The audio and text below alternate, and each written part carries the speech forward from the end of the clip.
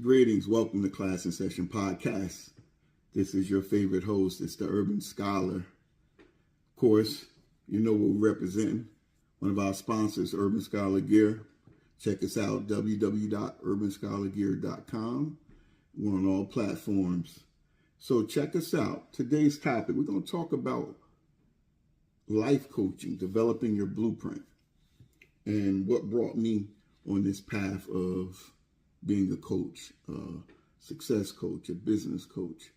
I've done a whole bunch of coaching since the 90s. We started a long time ago, and it kind of fell into my lap. A quick story. I grew up with both my parents, but because I was the youngest child, I was somewhat neglected, right? Not in a bad way. All my needs were met, meaning that I wasn't really paid attention to in the way that I felt that was needed. So I went on this journey, right, in high school where I was really trying to figure out what I wanted to do with myself. And early on in like my 10th grade year, I decided I wanted to be a computer programmer because they made a lot of money. But that wasn't really my drive. I met a teacher, and this teacher encouraged me to study history, specifically civil rights, black history, those type of things. I took it a step further. I started going to the library and studying the history of Native Americans, which, you know, is in my blood, Spanish history, Latino history. I just went on this, like, exploration thing, man, and I was constantly going to the library, getting videotapes, and it just opened me up to different types of knowledge. And I was on this spiritual journey because I had some unresolved anger that I noticed when I was like around 18. So it was bothering me as I reflected as to, you know, trying to figure out where it came from.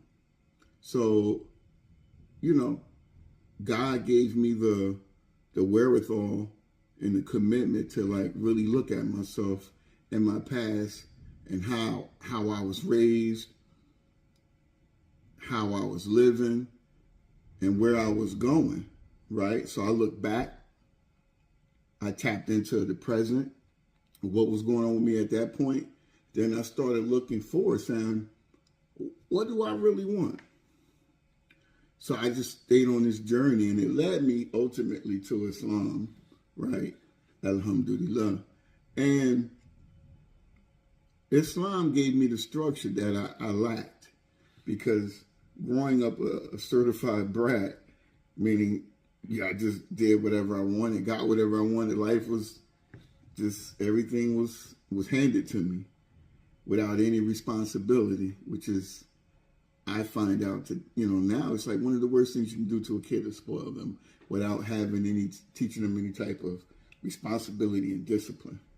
So fast forward to this journey of me being a life coach, I started mentoring in my early 20s, and it never stopped.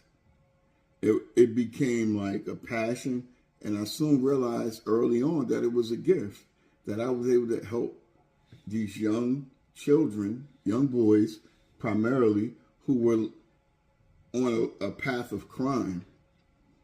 So I found that I was able to relate to them, not because I did some of those things they did, but in some cases I might have. But for the most part, I was around that environment. I come from that environment.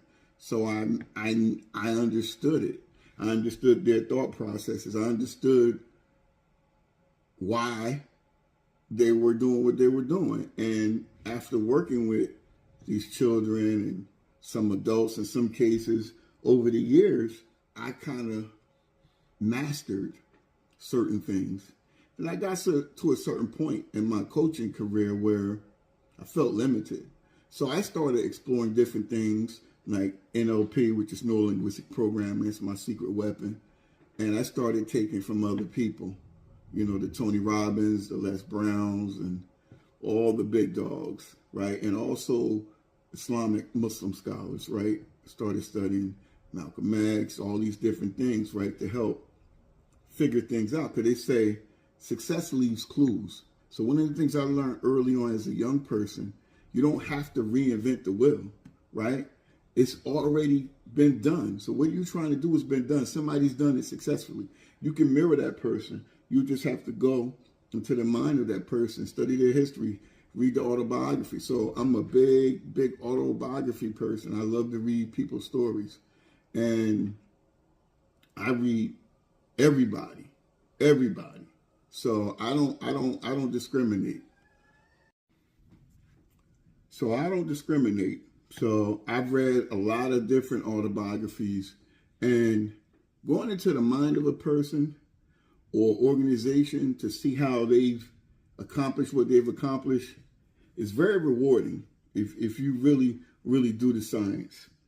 So what are we talking about today? Why this particular show? Why this particular podcast? Because there are people out there who are looking for direction like I was, right? And I've done the work. I've done the research and I've done the things. And I have a very successful career, and I'm still in my career where I do it for work and I do it outside of work, where I continue to coach individuals, primarily youth. Adults are a bit different. Adults tend to not really want to change that much. It's where you find an adult who's real certain that they need to make some changes, like right now. And in my coaching career, I don't take clients unless they're at that point where they realize they need to make some changes, like right now. So back in the day, I would work with different people, but I found that even the ones, when they would do the work, they would sit there and look at their blueprints and wonder how it was going to get accomplished. They didn't really take action on it. So if you know anything about success, you have to write down what you want, right? And then you have to dissect each thing that you want. And you have to create a plan of action. And you have to go after it.